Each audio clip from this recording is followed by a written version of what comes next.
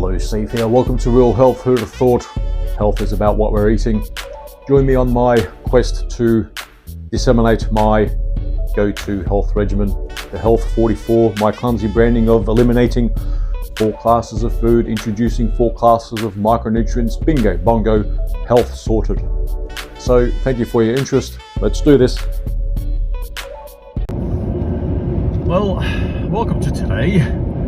You have clicked on, what's the episode called today? Something about breaking bread. We need to stop breaking bread as we've been living for the last 15,000 years perhaps, or more civilized in the last 5,000 years, and even more civilized in the last 500 years, say. Who'd have thought, who'd have thunk that it's what we're eating, and what we're eating is definitely in the breaking bread part. The sociability, the social situation that we're in, the birthday parties, the bar mitzvahs, the weddings, the brunches and beyond. So any social gathering, what's that American thing called? Thanksgiving and all that sort of thing. That is all dead as we know it. If you want to get healthy, live longer, and not have chronic diseases, okay? I've done a roundabout episode on this challenge. It was called something like unsocial in a social, something like that. This is more another take, some added thoughts, and what we need to improvise if we want to do that whole Health 44 properly, and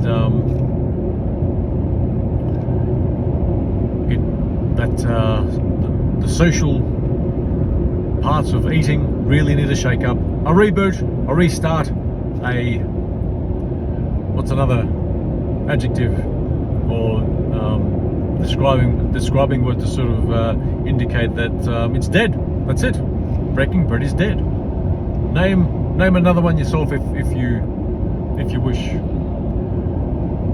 Because 90% plus, probably even 95%, probably 99% by weight. Let's say 95% of the supermarket is out of the contest. Is out of your diet if you really need to get healthy, heal, whatever that means these days. But for healing, what it means for us, for what I advocate for, is the Health 44. And quickly, I need to do this every episode because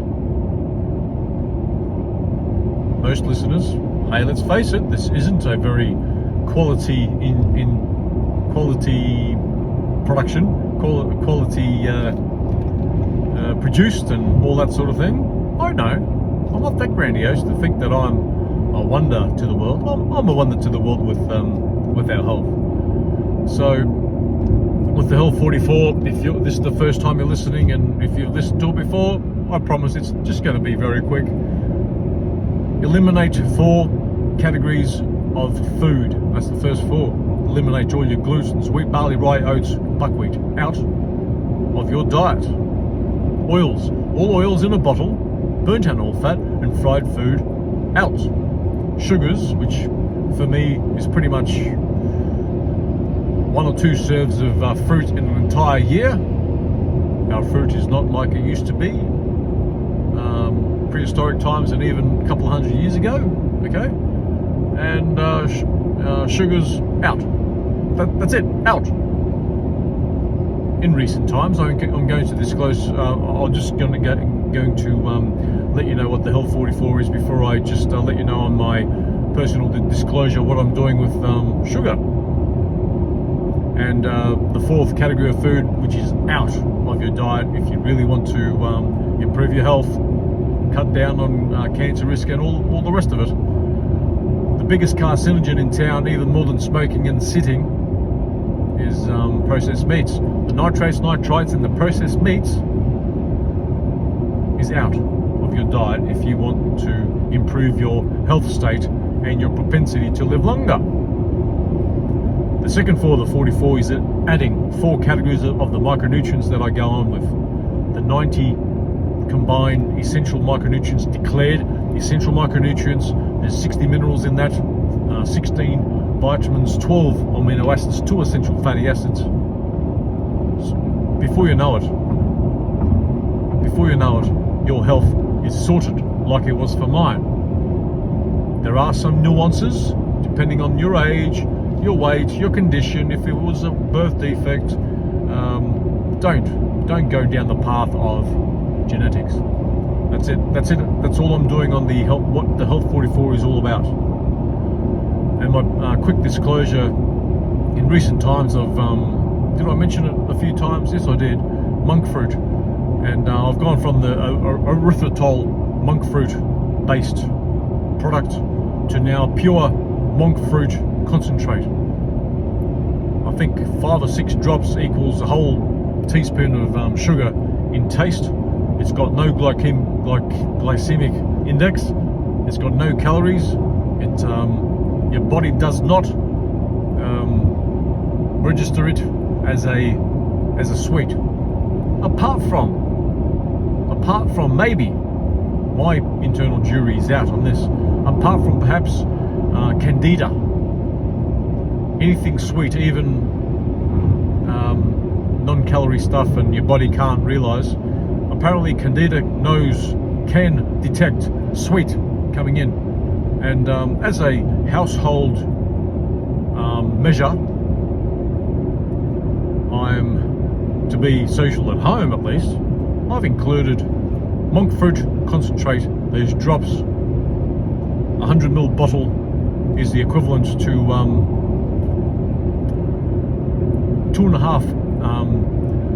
1.25 kilo of the erythritol-based monk fruit product. Okay, so that's a quick personal disclosure on my sugar exposure, which is not sugar. This monk fruit concentrate, it's costly, but when you factor in how much of the erythritol product of the monk fruit you use, it's about equal, maybe 5% to 10% more costly. Right, that's it. Breaking bread, gone. Because breaking bread has the gluten in the pasta, the gluten in the bread, and even the sauces, even the vinegars, even the vanilla essences, the malt extract, your breakfast cereals that aren't gluten. Yes, they are gluten. Even the rice bubbles has gluten in it, and cornflakes has gluten in it because of the malt extract. So that's it. You're out. Those breakfast cereals are out. You shouldn't really be having those breakfast cereals anyway. They had a purpose. These the Kellogg's of the world. They had a purpose back in the days when food goes off and people were hungry and they still ate the dreadful bacteria-infested food that was going off and got sick. Kellogg's was the cleanest shirt in the dirty basket in food safety back 100 years ago, but we're past all that. We're past all that. Steel cut oats out? Nah. No.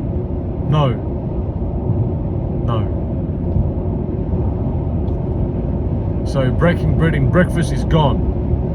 Those buffets in a hotel, you better see the eggshells in the eggs that they put on the table.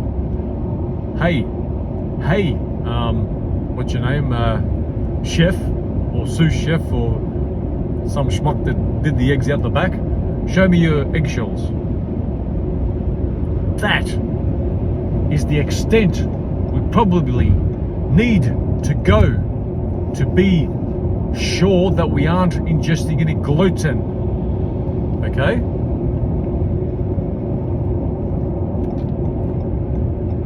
So, yes, I told you that breaking bread and social eating is gone. It's disappeared forever. It has for me. I will be a bastard at our social gatherings. I have done, and I'm the healthiest person, even when you take into account all the 30, 20 and teenage kids. I am more healthy than all the kids in our family clan. The 8-year-olds, the 13-year-olds, I am way healthier than them. Have I tried to nudge people into the Health 44? Oh, I have. I've chewed their ears off. But trying is done with my clan. But I've got the rest of the world to work on. I've got 95% compliance in my household, and that 5% non-compliance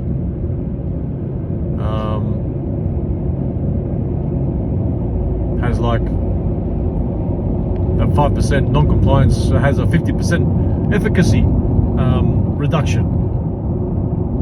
My adult family members should be doing much better, but home idea, they could be a lot worse if they weren't doing the Health 44. My child, approaching 9 months, not a skerrick of health issues, no sniffles, no coughs, no antibiotics, no seizures, no. What else do kids get? This and that, heart issue or asthma, or there's asthma and eczema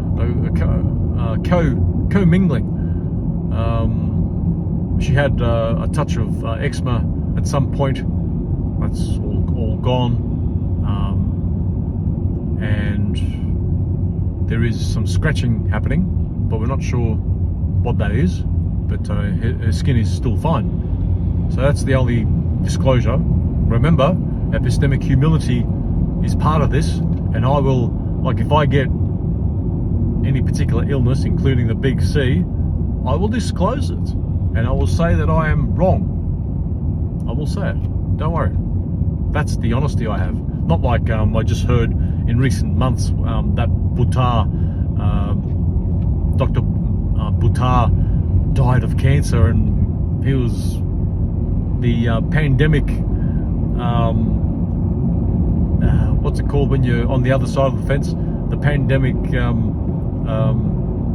contrarian and all that sort of thing, gaining a lot of views and following and subscribers, whatever you call it these days. And he was dead. He died of cancer, and apparently he's been suffering or struggling with it for about 5 or 6 years. But anyway, Dr. Buttar is gone. So yes, even I, if my health approach is all shite, I will disclose that it's shite. But it's not. For me to have nearly halved my body weight, got rid of half a dozen of my chronic illnesses, there's got to be something in this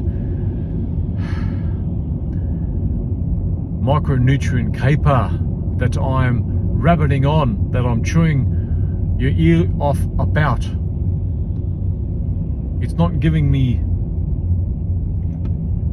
much income at all. It's probably 2% of my income. 5%? Let's go for 5%. It's nothing what I'm doing here, and people that buy off me and all that sort of thing through my longevity, my advocacy for longevity products, because that's my easiest ingestion of the 90 declared essential micronutrients. My dealer is longevity, so the show notes will have those the links and whatnot in the link tree, I think it's called. So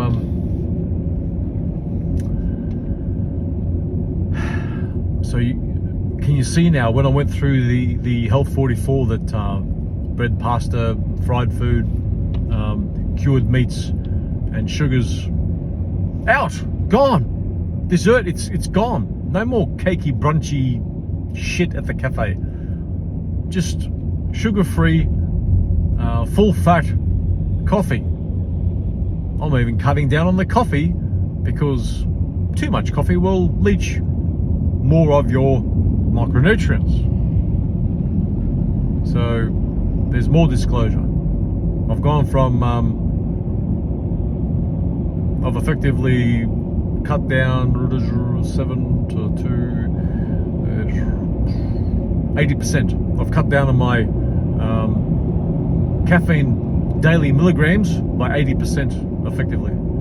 So that's the range that I've cut down on, because for the life of me, I will not go through those caffeine withdrawals over 2 or 3 days. No chance will I'll go through that, because I tried about 10 years ago once. No, not pleasant. Not all the pill, all the pain medication, or codeine, or morphine. I don't think I tried morphine to get off it, but morphine derivatives will not help that horrible caffeine withdrawal. So I won't be withdrawing, because I'm still going to keep it there. So there you go. The sociability of my coffee is still there. I was able to attend to a cafe meeting with a high school mate the last few weeks, and I had coffee and I was able to. That's all though. If I was to go off coffee, I'd be just asking for a latte without the coffee. I don't know, how would you order? Anyway, I ordered a latte. I tried to order a latte in Italy, and he really did just give me frothed milk. So there you go. As you can see, you are going to be an outcast in your social situations if you want to be healthy, live longer without disease, longer healthful life.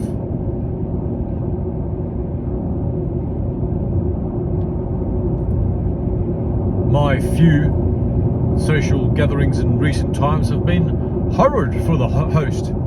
I don't bloody care.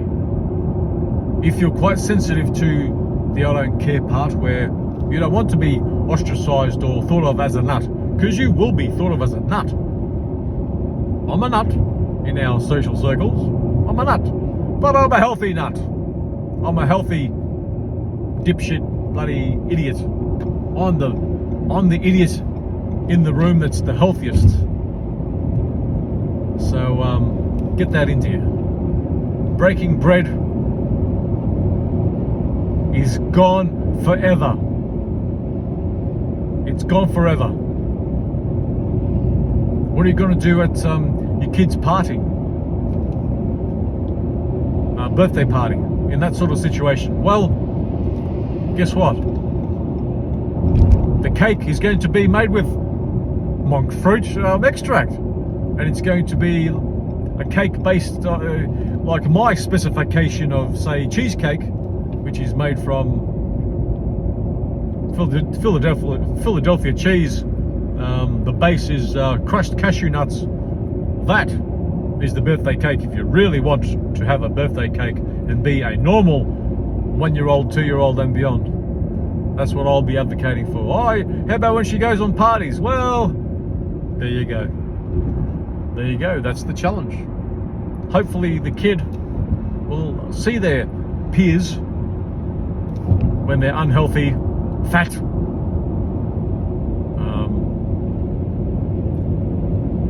mental health issues.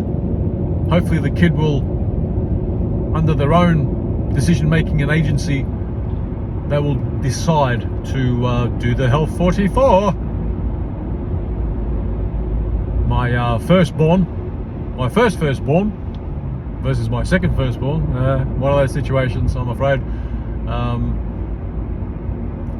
don't know if my firstborn will see her old man be all healthy and vitality rich and better than all the other adults that she knows.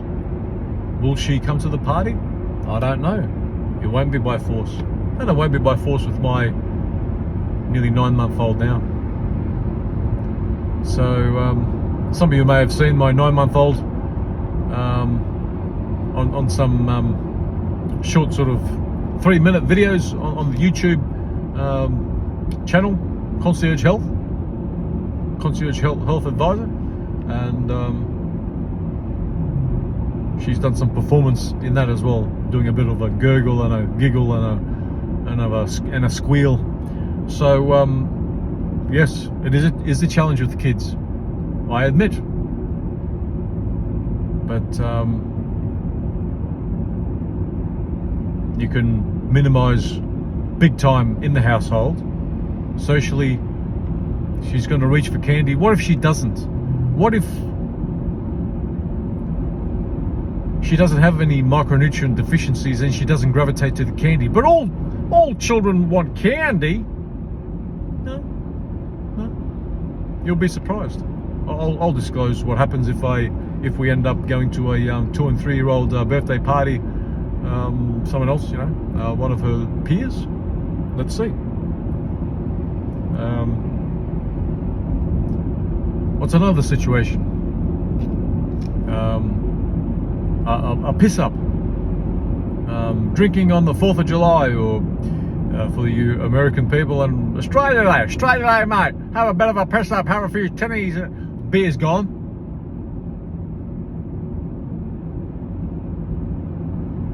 I now have 0 alcohol. I will maybe accept spirits once or twice a year. A quick nip down the hatch. That's it. That's the most social I'll be. But I will advocate for no alcohol at all. No, don't do it. Don't do it, okay? What's another situation? Breakups, the graduation. No, you have to be a bastard. You have to be a bitch. You have to be unsocial if you want to be healthy. Particularly if you have a propensity to be unhealthy, that you've got the metabolic syndrome issues, weight management issues. You better learn how to be unsocial and only eat eggs, meat, some dairy. That idea. Yes, you can be vegan, but it's hard. It's hard. Sugar is going to kill you. Olive oil, it's oil. It's oil, no good. And a lot of vegans subsidize. Wrong word, but substitute. Account for their calorie starvation by having a lot of oils, and that is a trap for the vegans. Those vegans out there are not increasing their life expectancy. Best case scenario, you're averaging out the normal population, which eats Cheetos watching Netflix on their couch. Yes, you can do it as a vegan, but it's going to be a challenge. So I'm not cutting vegans out altogether. You're going to be busting. You're going to be so starving without that olive oil. Mind you, that most olive oil that you buy is cut with canola oil, other seed oils, because the amount of olive oil in this world cannot account for the amount of olive trees there are. It is cut to smithereens. It is cut with other oils. Okay? Okay. Frying, all that sort of thing. Yes, the vegans also gravitate to a lot of frying. They're going to be struggling. They will be also getting atherosclerosis, cholesterol problems, because they have sugars and oils in their diet. That is the cholesterol issue.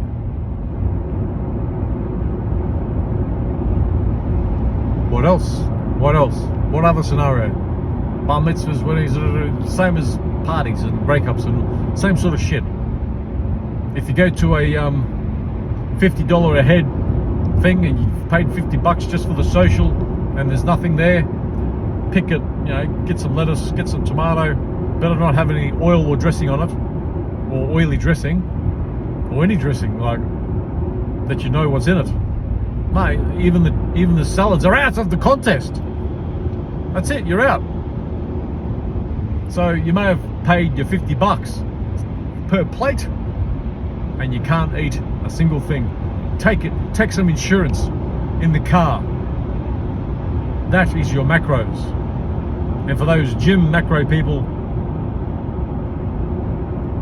I've stopped taking my extra protein because I'm getting quite a bit of protein now by increasing my meat intake. I've increased my meat intake to half a pound. It's 250 grams of steak or ground beef mince that I eat every day. 250 grams. Okay, that's my disclosure with that. So depending on your social gathering, family or organised celebration, whatever, food in the car, a food flask, that's your food. Going on the road trip, plane flight, be prepared. Look for those 4 foods to seize on the plane. If there's none, go hungry. It's not going to hurt you. It will not hurt you. It's not going to be pleasant, that's for sure. But it's got to be done. Oh, but a little bit won't hurt. Yes, it will. It will hurt. Incidental ingestion of gluten will damage you for 3 months ish. 6 weeks, 4 months perhaps. Let's just call it 3 months. It's hard to say. So if you're doing as well as me, and I get some inadvertent gluten exposure, ingestion, that's it. I'm damaged for 3 months. I'll still be absorbing more than most, but to get back to your absorption as you were before, I will be impaired for 3 months. So be careful. Too much. My internal reasoning jury is out on the gluten dust in a bakery or supermarket.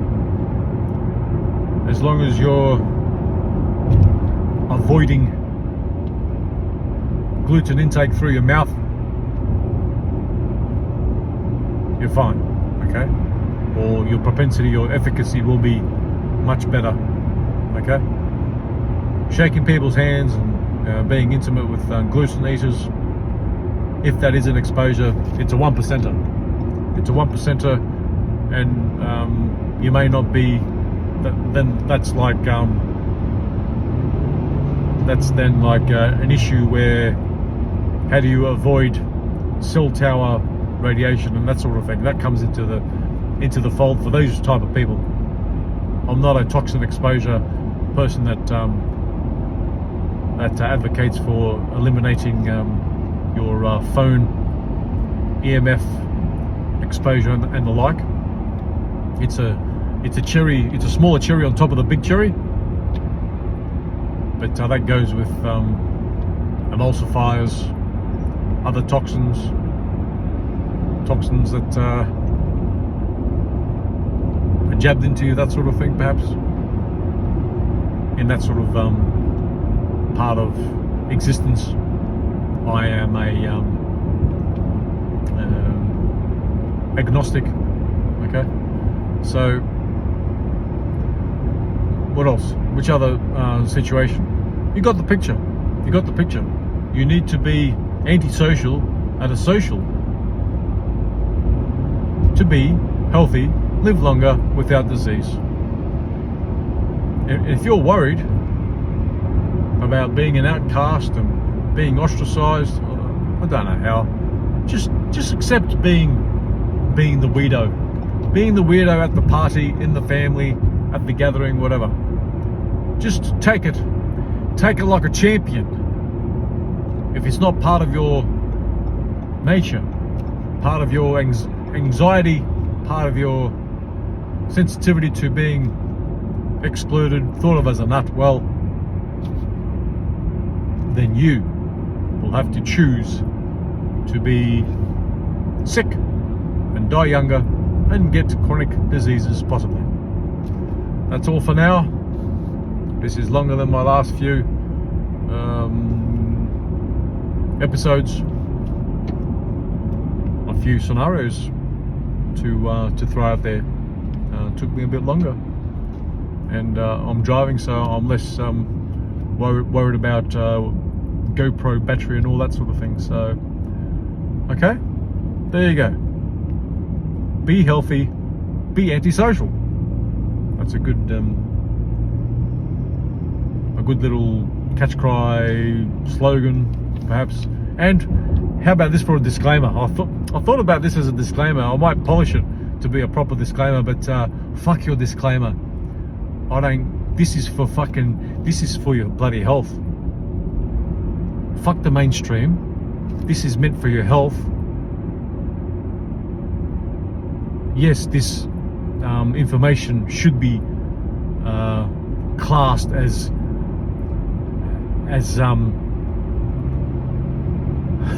see how unpolished it is? This should be classed as advice, health advice.